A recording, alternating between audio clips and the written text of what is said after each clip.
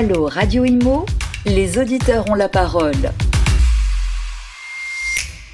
Bonjour à tous, bienvenue dans ce tout nouveau numéro de Allô Radio Imo en direct. Et oui, on vient de terminer le MAC de l'Imo, ils se sont levés tôt, ils nous ont rejoints. Fabrice Coustet est toujours avec moi. Bonjour Fabrice. Bonjour Bérénice, bonjour à tous. Ravi de vous retrouver pour ce Allô Radio Imo. C'est vrai que c'est une émission qu'on va basculer en direct live pour avoir, on l'espère, beaucoup de commentaires, de réactions, voire de questions de nos auditeurs. C'est vrai. D'ailleurs, n'hésitez pas, vous pouvez poser vos questions sur LinkedIn et vous pouvez les poser également sur le site internet radio.imo. Alors, pour cette émission, nous recevons deux invités et nous allons parler de la consommation d'énergie, que ce soit pour les copropriétés ou pour les particuliers. Sylvain Lefalleur, bonjour. Bonjour. Vous êtes cofondateur d'Elowatt et Philippe de Montagu, bonjour. Bonjour. Vous êtes responsable du pôle rénovation énergétique chez Matera. Alors peut-être une petite présentation pour commencer d'Elowatt avec vous Sylvain, après on présentera Matera. Elowatt qui vient de s'associer à la Société Générale. Ouais, tout à fait, un partenariat dont on est très content et dont on pourra dire peut-être quelques mots. Donc ce qu'on fait chez Elowatt, c'est qu'on est le conseiller énergie des particuliers. Donc c'est une plateforme web et une app qui permet de maîtriser sa consommation d'énergie et ses factures. D'ailleurs, on a beaucoup parlé de vous ces derniers mois avec justement cette maîtrise de la consommation d'énergie. Le gouvernement en a parlé sur son site écologie.gouv.fr de votre application. Donc, ouais, tout à fait, et c'est assez phénoménal. On a eu quasiment 200 000 utilisateurs actifs qui utilisent l'application plus de 5 fois par mois aujourd'hui pour suivre leur conso. Et donc ça, c'est juste parce qu'on avait le bon produit, quelque chose qui correspond effectivement à ce dont ont besoin les gens aujourd'hui. Et donc on aura bientôt 1%. Comment ça fonctionne ? Tout le monde peut le télécharger ? Effectivement, du coup, c'est quel que soit son fournisseur d'énergie, c'est gratuit. Vous allez dans l'App Store, dans le Play Store, et vous pouvez créer votre compte en 3 minutes. Et ça permet de suivre, mais aussi de comprendre et de maîtriser sa consommation d'énergie. Donc on va être capable d'analyser votre consommation, retrouver quelle est la part du chauffage, de l'eau chaude, voir s'il y a des surconsommations, et à partir de là, vous proposer des choses pour réduire votre consommation. Donc ça peut être les éco-gestes dont parlait le gouvernement, en fait, qu'est-ce que ça représente en termes d'économie sur ma facture, mais c'est aussi tous les travaux de rénovation énergétique. En fait, c'est très dur d'avoir aujourd'hui l'information, installer une pompe à chaleur, combien ça coûte, quelles sont mes aides, et quelles sont mes économies d'énergie, est-ce que c'est rentable ? Là, on a l'information directement, et de façon fiable, parce que c'est fondé sur les données de consommation du logement. D'accord. Tiens, on en profite avant de la pompe à chaleur, qui est quand même de gros travaux. Éco-gestes, qu'est-ce qu'il faut faire ? Il faut débrancher les prises, il faut pas faire couler l'eau chaude. Dites-nous, allez, des quick tips, on va dire, pour nos auditeurs. Qu'est-ce qu'il faut faire pour diminuer là rapidement ? Ouais, la première chose, en fait, si on analyse sa consommation dans un logement, les 2/3 de la consommation, en moyenne, c'est le chauffage. Chauffage. Okay. Donc on peut débrancher les prises, on peut mettre de l'éclairage basse consommation et tout ça. Débrancher c'est bien, les prises, c'est quoi ? C'est-à-dire c'est quand les lampes sont... les coupe-veilles, couper le Wi-Fi, les par chargeurs, exemple, par exemple aussi, qui chargent. Ça n'a pas tellement d'impact. Ça, parce qu'on en a parlé, mais vous nous dites... Ce qui a vraiment de l'impact, c'est le chauffage. Genre, baisser la température chez soi d'1 degré, typiquement, ça a vachement d'impact. Et d'ailleurs, nous, on a regardé, en fait, c'est hyper impressionnant. Les utilisateurs de l'app Elowatt, ils ont consommé 15% de moins que l'année dernière, corrigé des effets de la température. Et donc c'est 2 fois plus que ce sur quoi a communiqué RTE en disant il y a eu 6%, 6-7% d'économie d'énergie. Parce qu'en fait, avoir un bon outil pour suivre et comprendre sa conso, et d'avoir justement cette maîtrise, ça permet vraiment de développer ses éco-gestes et de faire plus attention. Et c'est vrai que les études nous l'ont montré, les professionnels aussi qui sont passés sur ce plateau nous l'ont dit. Avant tout, il faut comprendre en fait comment on consomme, et c'est ce que vous permettez. On va peut-être passer à Matera. Matera, petite présentation. Vous êtes déjà venu, Philippe de Montagu, sur notre plateau. Petite présentation, et puis nous parler de votre pôle rénovation énergétique. Bien sûr.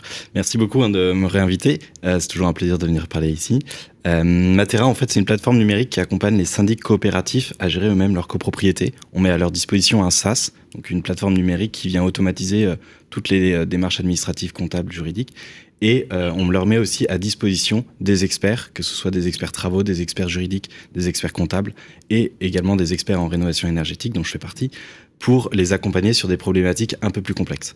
Alors vous connaissez, comme c'est vrai qu'un néo-syndic, comme on dit aujourd'hui, c'est Néo, j'explique, hein, c'est surtout parce que voilà, il y a des méthodes et voilà, vous avez mis un petit coup de jeune avec peut-être une connexion plus facile, le fait que les copropriétaires puissent parler ensemble dans une même interface, ça c'était des choses qui n'existaient pas forcément. Le syndic coopératif, il existe depuis 1965 par la loi qui régit les copropriétés. Nous, on vient juste fournir une application numérique au syndic coopératif pour proposer un modèle alternatif au syndic traditionnel. Et alors, pour en revenir au sujet des rénovations énergétiques, des consommations d'énergie, vous avez réalisé un sondage IFOP justement sur les copropriétaires et leur comportement et leurs factures. Combien de propriétaires ont subi, d'après votre étude, une augmentation des charges de copropriété à cause de la crise énergétique? À cause de la crise énergétique, on estime à 57% le nombre de copropriétaires qui ont vu leur facture d'énergie, leur facture de copropriété augmenter. En fait, c'est assez simple dans la mesure où les factures en copropriété sont surtout indexées sur l'indice FFB, donc l'indice de la Fédération française du bâtiment.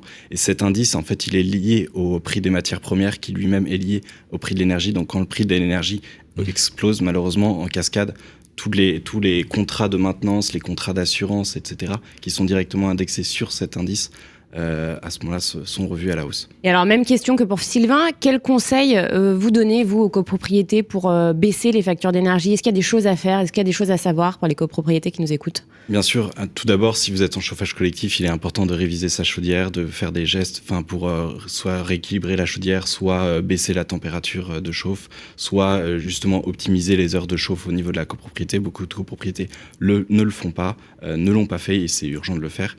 Il y a aussi de simples éco-gestes qui est par exemple régler le temps de minuterie dans les parkings ou dans les parties communes. C'est des gestes assez simples mais qui peuvent baisser... Au niveau de l'éclairage. Exactement, ce qui peut baisser significativement les factures d'électricité. Il y avait aussi une histoire d'ampoule LED. Est-ce que ça consomme vraiment moins les LED? Peut-être Sylvain? Oui, clairement. Ouais. Effectivement, hein, c'est des économies très importantes. Après, c'est des économies, en tout cas à l'échelle d'une maison individuelle, hein, qui portent sur une partie de la consommation qui est très faible.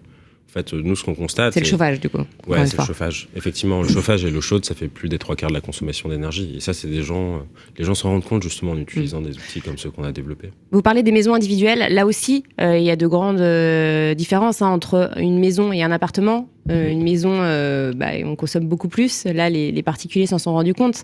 Pouvez-vous nous expliquer pourquoi ? Ouais, tout simplement, en fait, quand on est en maison, il y a beaucoup plus de pertes thermiques. Parce qu'en fait, on perd de la chaleur sur les 4 façades et aussi sur le toit et sur le sol. Donc, alors que quand on est en appartement, on est moins exposé au froid et quelque part, on est parfois aussi chauffé par ses voisins. Donc, c'est essentiellement lié à ça. Et donc, effectivement, donc chez Elowatt, on fait à la fois ces outils tech comme l'app Elowatt pour que les personnes comprennent leur consommation, mais aussi et surtout, on réalise des travaux. Oui. On isole les logements, on installe des systèmes de chauffage qui sont écologiques et économiques et on installe du solaire en autoconsommation. Et donc, pour chaque logement, on va, avec l'application et avec nos experts rénovation, on va voir qu'est-ce qui est possible dans le logement et ensuite qu'est-ce qui est rentable pour cibler justement les gestes de rénovation énergétique qui sont pertinents sur un logement. Vous vous déplacez pour savoir ce qui est possible de faire ou tout se fait par téléphone, tout se fait à distance ? Oui, tout à fait. On se déplace. On a en fait plusieurs réseaux d'installateurs qui sont des partenaires d'Elowatt et c'est eux qui vont souvent faire une visite technique avant la réalisation des travaux. Et c'est nous qui accompagnons les particuliers du début à la fin. Parce qu'en fait, on va à la fois émettre le devis, mais un devis où l'ensemble des aides sont déduites pour que le particulier n'ait pas à les avancer et à financer que le reste à charge. D'accord. Et après, il y a certains types de travaux où on n'a pas besoin de se déplacer.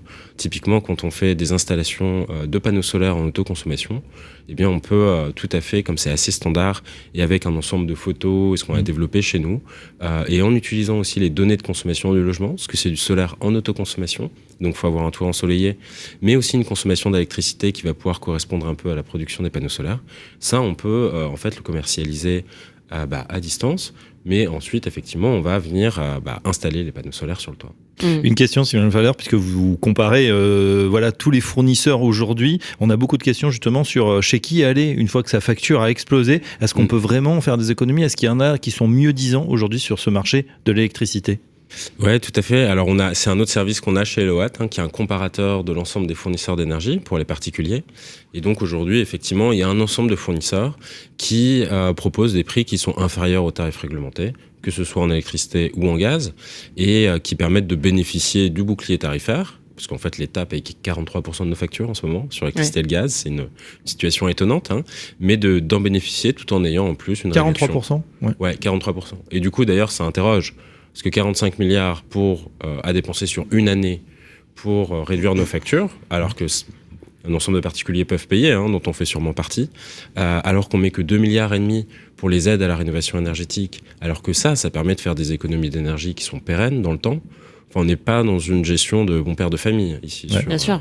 C'est un pansement en fait aujourd'hui, pour aussi calmer peut-être la grogne, ça fait beaucoup, mais c'est pas une solution à long terme. C'est efficace. un pansement très coûteux. coûteux. Mais effectivement, on aurait pu peut-être plus cibler ces aides, même si c'est bien d'accompagner les particuliers. On veut effectivement pas que des ménages qui soient précaires aient d'énormes difficultés à payer leurs factures. Mais en revanche, là, il y a vraiment quelque chose à faire pour accélérer la rénovation énergétique et les installations de solaire en autoconsommation. Un métier qui est pas connu de tout le monde, les courtiers en énergie. Est-ce que c'est quelque chose que vous conseillez là quand vous nous dites avec vos comparateurs que les prix ne sont pas les mêmes? Pareil, même question peut-être pour Matera. Est-ce que vous incitez vos clients à aller voir ces courtiers en énergie pour avoir le meilleur tarif?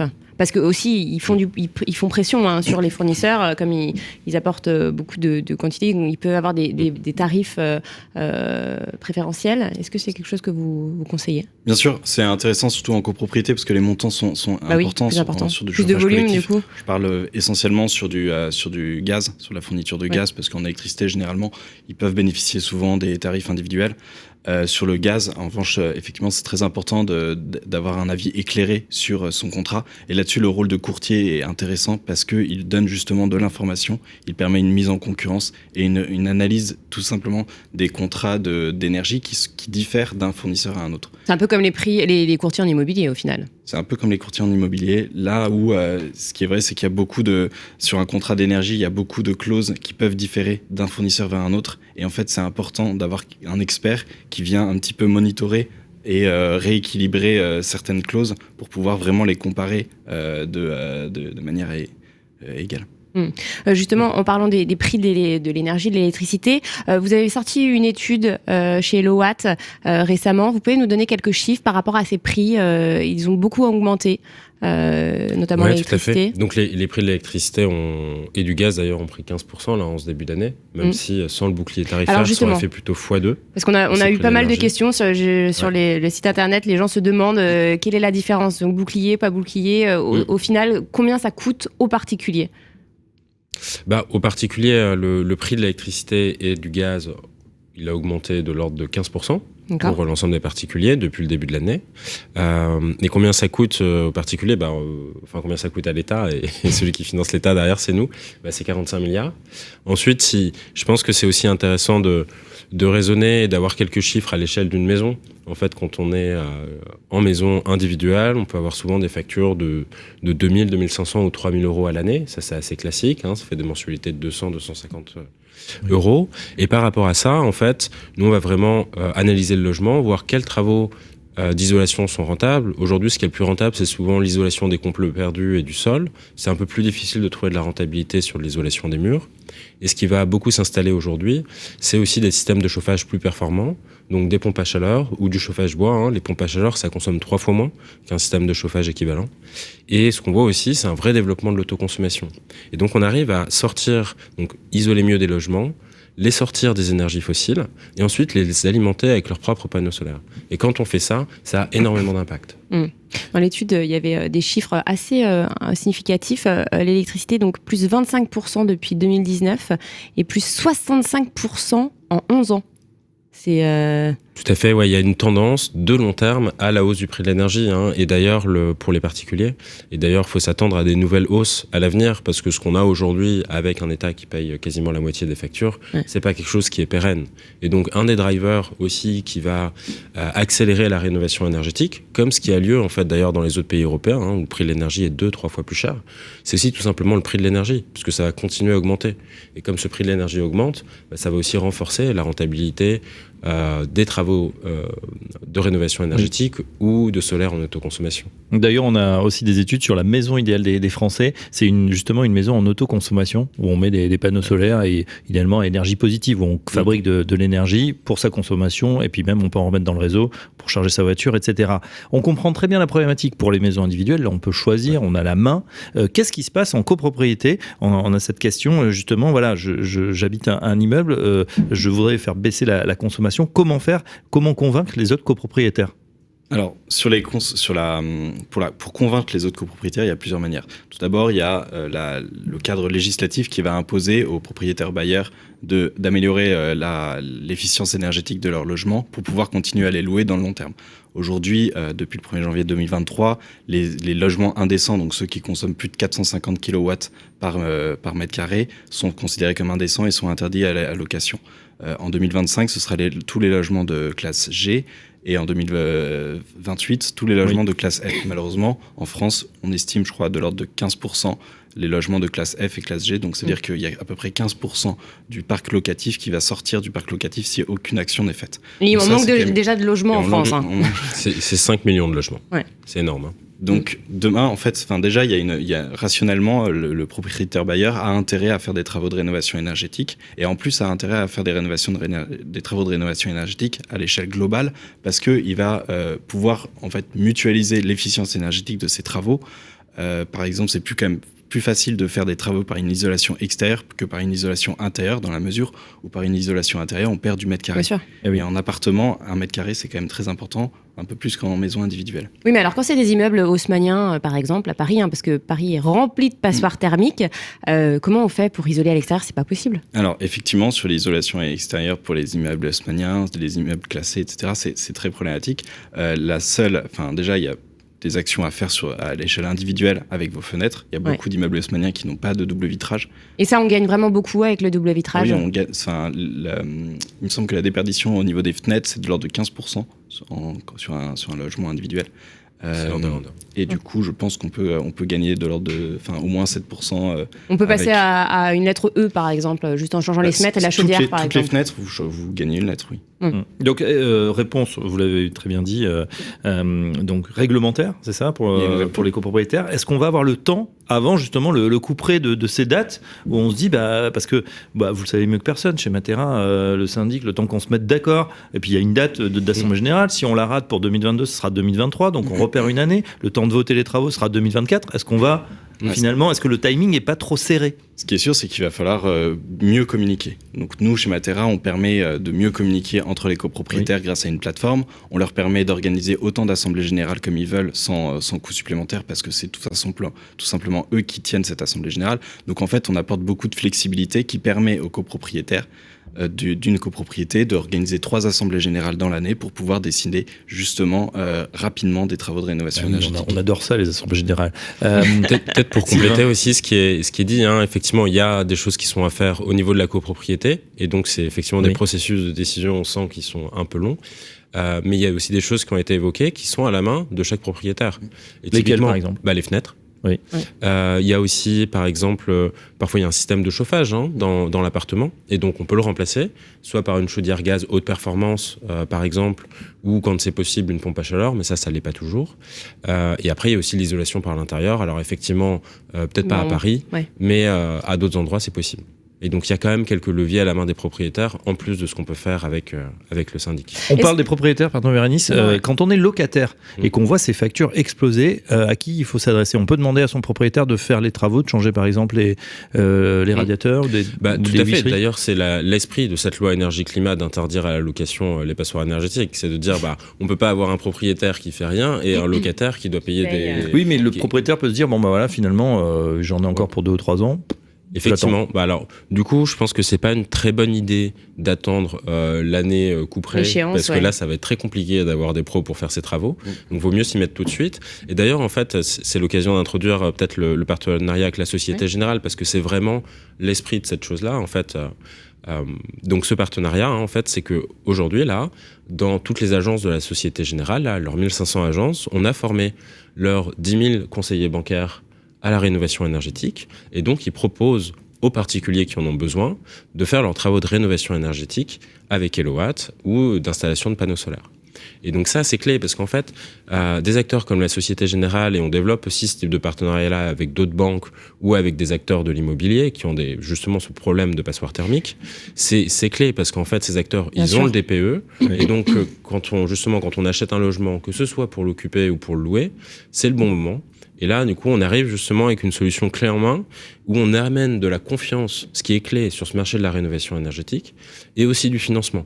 Parce que nous, quand on envoie un devis pour les travaux d'isolation, la pompe à chaleur et le solaire, on peut proposer une solution de financement de la Société Générale aux particuliers. Ouais, parce qu'il y a eu des effets d'aubaine, Sylvain. On a vu, c'est les combles à 1 euro, par exemple, des arnaques, en fait. Il n'y avait pas grand-chose qui était fait physiquement pour faire baisser la note ou pour améliorer le confort des gens. Comment vous répondez à ça ? Ça a terni un petit peu la profession, ça a jeté en tout cas des doutes. Ouais, tout à fait, c'est vrai. Alors du coup, ça n'existe plus aujourd'hui. Ces travaux à 1 euro, c'est parce qu'en fait, il y avait un montant des aides qui était supérieur en fait au coût des travaux, donc c'était possible de les vendre pour 1 euro. Donc ça n'existe plus. Si quelqu'un vous dit qu'il va faire des travaux pour 1 euro, faut fuir. c'est plus possible. Mais justement, ça montre l'intérêt de travailler avec des acteurs qui sont reconnus sur le marché, et du coup, d'où le fait de travailler, d'où la force de ce partenariat avec la Société Générale. Il y a effectivement quand on fait de la rénovation énergétique, c'est vrai qu'il y a un enjeu. C'est pas très facile, en fait, de trouver le bon pro pour faire ces travaux. Parce que y a une asymétrie d'information. Mais c'est vrai que de nombreux professionnels qu'on a reçus ici, de nombreux aussi particuliers, ont été montés au créneau avec ce manque de formation par rapport à la rénovation énergétique et puis ces échéances-là qui sont maintenant, qui ont déjà commencé. Chez Matera aussi, est-ce que c'est quelque chose que vous avez constaté ? Est-ce que vous avez, vous qui êtes auprès des copropriétaires, vous êtes rendu compte qu'ils étaient un peu désemparés face à cette rénovation énergétique? On nous martèle que c'est là, que c'est déjà présent, mais on ne sait pas quoi faire en final. Tout d'abord, ils sont désemparés par le prix de l'énergie qui a explosé. Il n'y a plus de trésorerie dans les copropriétés. Pas dans toutes, heureusement, mais effectivement, elles font face à un problème de trésorerie, parce que déjà, le bouclier tarifaire en copropriété, généralement, la copropriété doit l'avancer avant d'être remboursée par le fournisseur. C'est quelques mois de différence, c'est 6-7 mois pour le gaz. Ça dépend des fournisseurs, mais effectivement, ça peut aller jusqu'à 6-7 mois, et c'est assez problématique pour des copropriétés. D'ailleurs, près de 44% de nos copropriétés ont augmenté leur budget d'électricité et de chauffage sur 2023. Donc ça montre bien que vraiment c'est quelque chose qui est assez problématique. Et effectivement, les copropriétés aujourd'hui manquent d'informations, et c'est un peu la raison d'être du pôle rénovation énergétique, c'est d'apporter de la pédagogie, de l'information, et d'aider nos copropriétés sur les premiers kilomètres de la rénovation énergétique pour simplifier un petit peu déjà l'appréhension même des travaux, pour simplifier et les mettre en relation avec des acteurs de confiance qu'on a pu identifier, qu'on a pu auditer avec nos experts travaux, avec nos experts juridiques, pour comprendre vraiment la stabilité et la stabilité financière de ces entreprises et la crédibilité qu'elles ont, pour vraiment les instruire sur le meilleur chemin de la rénovation énergétique, afin qu'il n'y ait pas de faux bois, de fausses étapes. Et éviter les arnaques, Fabrice, vous en parliez tout à l'heure, c'est vrai qu'il y en a beaucoup. L'émission se termine bientôt, peut-être une dernière question, notamment sur l'application. Du coup, vous l'avez dit, c'est gratuit, tout le monde peut le télécharger, et ça se connecte en fait à votre fournisseur, c'est ça ? Alors, ça se connecte aux données de vos compteurs communicants. Donc pas il faut remplir en fait les compteurs. Comment ça se passe ? Non, en fait, vous pouvez remplir le numéro de votre compteur. Si vous le connaissez pas, en fait, ça s'affiche sur le Linky ou sur le Gaspard, mais on peut aussi le retrouver avec l'adresse et quelques autres infos si vous l'avez pas sous la main. Et comment vous calculez du coup les consommations En fait, du coup, on récupère les consommations de ces compteurs communicants, et puis on va vous les restituer sous une forme qui est compréhensible. Donc à la fois en kilowattheure, mais aussi en euros, en CO2, par mois, par heure, etc. Ensuite, on analyse ces consommations, quelle est la part du chauffage, etc. On compare à des logements similaires. Et surtout, on va pouvoir identifier quelles sont les actions pertinentes, intéressantes à mettre en place. Et puis il y a pas mal de petites fonctionnalités en plus qu'on ajoute. Il y a les alertes éco-watts, il y a une tension sur le réseau. Il y a, si on est producteur d'énergie solaire, on peut voir sa production dans l'appel au watt. Ou encore, on donne un petit peu une météo de l'électricité pour savoir quand lancer ses machines si on veut réduire son empreinte carbone, parce que l'électricité n'est pas tout le temps aussi carbonée. Vous parliez de l'énergie solaire. Il y a des copropriétés qui sont intéressées pour poser des panneaux solaires Effectivement. Certaines copropriétés, donc c'est assez marginal, malheureusement. Mais certaines copropriétés, en général, c'est parce que c'est vraiment une conviction du conseil syndical qui veut l'apporter, s'inscrit dans cette démarche-là et a installé on a 2 ou 3 copropriétés qui ont installé des panneaux solaires en copropriété. Mais il y a un petit peu plus de contraintes. Pour que ce soit vraiment efficace, il faut une certaine surface. C'est ça. Oui, je rappelle, alors vous connaissez mieux le sujet que moi, mais des panneaux solaires ne peuvent pas résoudre toute la consommation d'énergie d'un logement. Hein. Ça pourrait avec une batterie, mais en fait, c'est pas ce qui est intéressant. Ajouter une batterie, ça va coûter très cher, ça va pas apporter de gains significatifs. Donc, ce qu'on fait, c'est qu'on installe des panneaux solaires de façon bien dimensionnée par rapport à la consommation. Et quand on produit plus que ce qu'on consomme, en fait, on va revendre sur le réseau. Et donc, c'est nos voisins, quelque part, qui vont consommer cette énergie. Économie d'énergie, en tout cas, on n'a pas fini d'en parler. Si on résume effectivement ce que nous ont dit Sylvain et Philippe, bon, déjà l'application HelloWatt, à pas confondre avec EcoWatt. C'est vrai qu'il y a beaucoup d'applications en Watt en ce moment. On sent que c'est la préoccupation. Donc voilà, pour comparer, pour checker vérifier sa consommation électrique, peut-être l'améliorer, liste de fournisseurs et puis des types. On peut aussi faire des travaux d'isolation, de chauffage. Et puis en ce qui concerne Matera, effectivement, là aussi, bon, si on a un syndic, c'est compliqué d'en changer, mais il y a beaucoup de gens qui se tournent justement vers ces syndics coopératifs où là, on a tout le set d'informations. En tout cas, on a bien compris, il ne fallait pas attendre le dernier moment, en tout cas pour les propriétaires, pour commencer à se pencher sur ces travaux. Il vaut mieux anticiper comme souvent. Et en plus, les banques et l'État jouent le jeu, l'État avec des aides et les banques pour les distribuer. Ouais, tout à fait. Et je pense qu'il faut se saisir vite du sujet, notamment auprès des acteurs de l'immobilier. Moi, je pense que justement, les réseaux d'agences immobilières, par exemple, ça va devenir des acteurs clés dans la rénovation énergétique. Et nous, aujourd'hui, justement, on peut proposer des solutions clés en main à ces acteurs pour prendre ces biens qui sont des passoires énergétiques, réaliser les travaux de A à Z, gérer les aides pour pouvoir les remettre sur le marché et améliorer la vie des futurs occupants et répondre aussi aux contraintes de la loi énergie-climat. D'ailleurs, vous êtes associé à la Société Générale. Est-ce qu'une association avec des réseaux français immobiliers, ça serait quelque chose d'envisageable ? Oui, tout à fait. On peut envisager en fait exactement la même chose sur ce type de partenariat et où effectivement nous on peut mettre en place ce qu'on a fait avec la Société Générale, un ensemble d'outils pour les agents immobiliers par exemple. Aussi des parcours en ligne, ça marche aussi pour les agents immobiliers et on peut en plus de résoudre ce problème majeur qui rencontre sur ce marché, nous, très concrètement, on va aussi, pour les travaux qui sont faits, rémunérer aussi les acteurs qui nous ont apporté ces travaux. Donc c'est un gain financier supplémentaire pour ces acteurs. Et peut-être un partenariat aussi avec des syndics. Eh bien, merci beaucoup, messieurs. Merci Sylvain Lefalleur. Je rappelle que vous êtes cofondateur d'HelloWatt. Et merci Philippe de Montagu, responsable du pôle rénovation énergétique chez Matera. On se retrouve la semaine prochaine, Fabrice, pour un tout nouveau numéro de Allo Radio Imo.